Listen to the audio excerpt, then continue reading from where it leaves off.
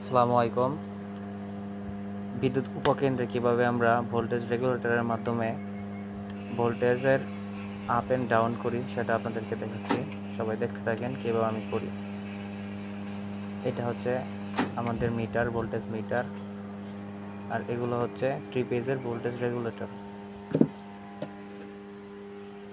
এ, B এবং C আমরা এভাবে 3টা রেগুলেটরের মাধ্যমে 3টা লাইনের ভোল্টেজ আমরা কন্ট্রোল করতে পারি।